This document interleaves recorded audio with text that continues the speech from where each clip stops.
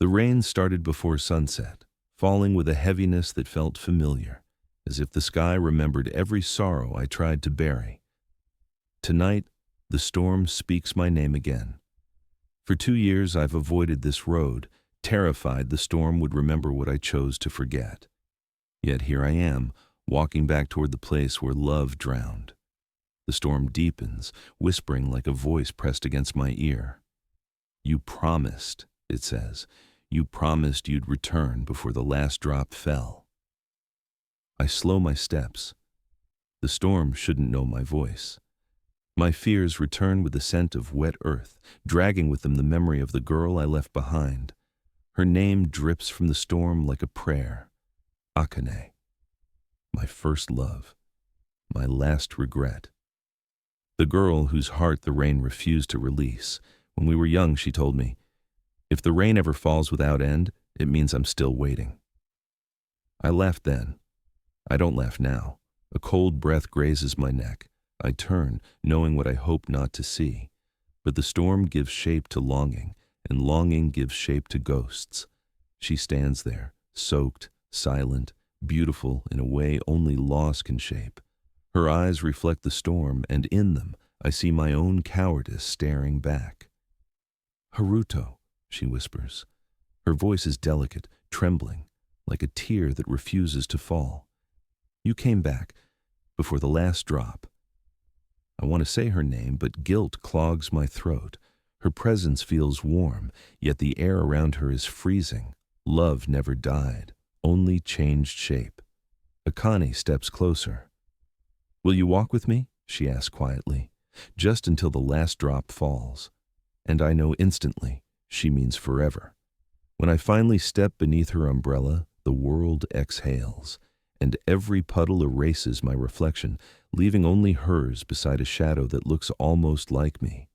The world blurs as rain thickens into watercolor streaks. Every memory I buried rises through the storm, forming shapes that breathe, blink, and whisper truths I tried to forget. Behind me, her footsteps make no sound, but mine echo back at me with a delay, as if someone else is copying my movements, learning my breathing, wearing my skin. "Do you remember?" Akane asks softly. She tilts her umbrella, and the raindrops beneath it crawl upward instead of falling, drawn back into a storm long dead. In a puddle at our feet, a younger version of myself appears, standing beside Akane under a small red umbrella. The rain distorts the memory, hiding details I fear to face. Akane kneels beside the puddle, her hand trembling inches above its surface. "You promised you'd return," she whispers, and even the rain seems afraid to touch her.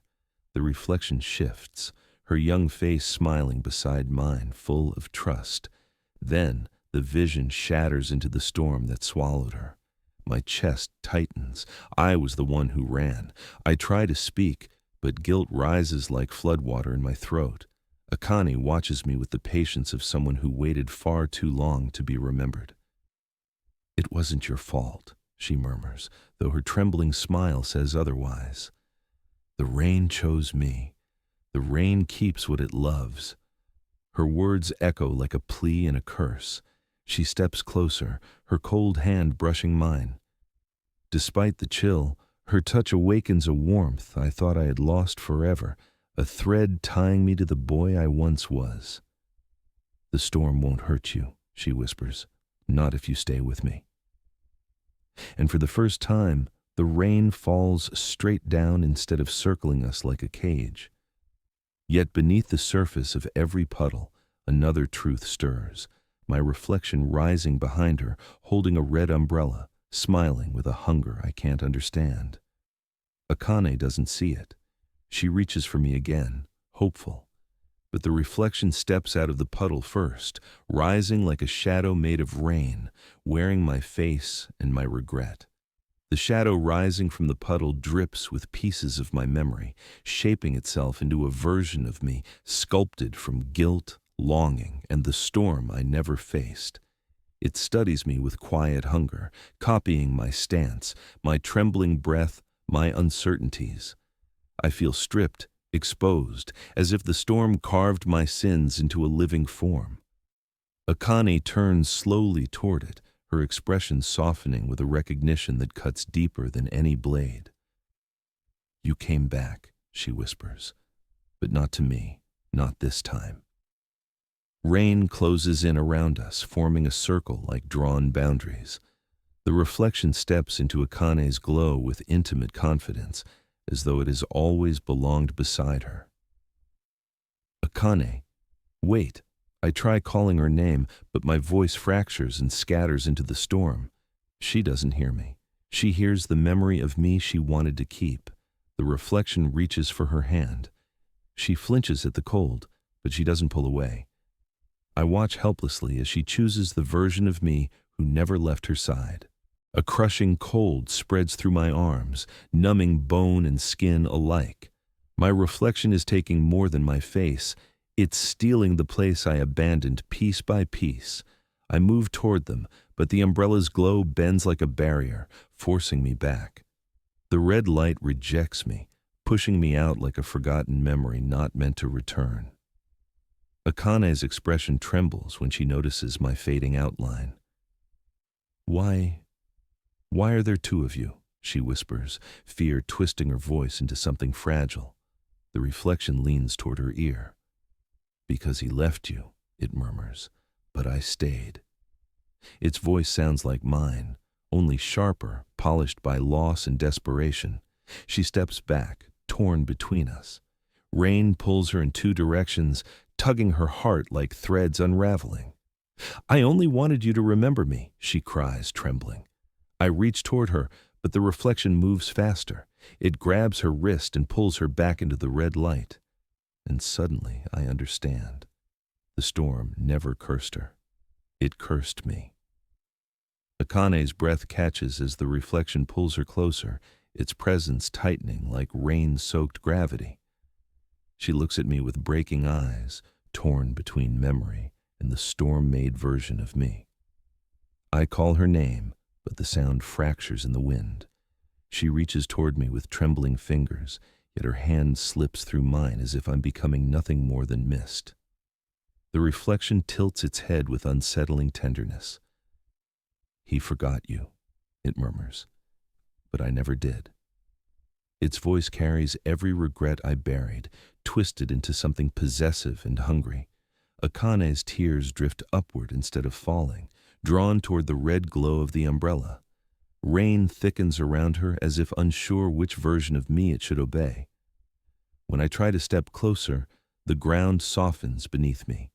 My legs sink into a swirling current of memories I tried to outrun, each one pulling me deeper into the storm I caused. Akane screams my name, but her voice fractures into layered echoes, one pleading for me, one calling the reflection, and one begging the storm to stop remembering us. The reflection wraps its liquid arms around her, whispering, "You belong with me. You belong to the rain." Its words curl through the air like smoke, reshaping the storm. Akane tears herself free and stumbles toward me. For a moment, her hand feels warm again, real, alive, and I feel the weight of the future we were never brave enough to keep. But the reflection rises taller, fueled by the storm's bitterness. It seizes her shoulder with a grip that distorts the air, pulling her back into the glowing circle she cannot escape. The sky splits with a roar. Rain slashes sideways, forming a wall of water between us. Akane presses her hand against that shimmering barrier, her face full of love and terror. "I didn't want to be forgotten," she whispers through the storm. "I waited so long the rain learned my name." Her words tremble, dissolving into the thunder. The reflection steps forward, standing between us like a shadow, claiming what I abandoned. "Let me keep her," it says in my voice, steady, confident, and in its eyes I see everything I ran from. Akane stands between us, trembling, the red glow painting her in sorrow. "I don't want either of you to disappear," she whispers, voice fragile as a raindrop clinging to glass. But the reflection only smiles, its liquid features stretching with unsettling calm. "One of us must," it says, using my voice, but sharpened into something colder. The rain remembers balance. Akane turns to me, tears mixing with the storm. If I choose you, will the rain let me stay?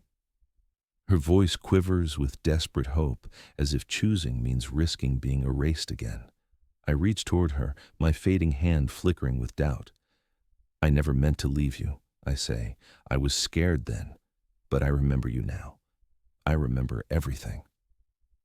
The reflection snarls, its shape twisting with raw emotion. Rain hardens into needle-like lines around it. Memories are nothing, it spits, not unless you drown in them with her. Akane gasps as the reflection grabs her wrist again. Red light spirals outward, warping the street. I'm done waiting, she cries. Someone choose, please choose.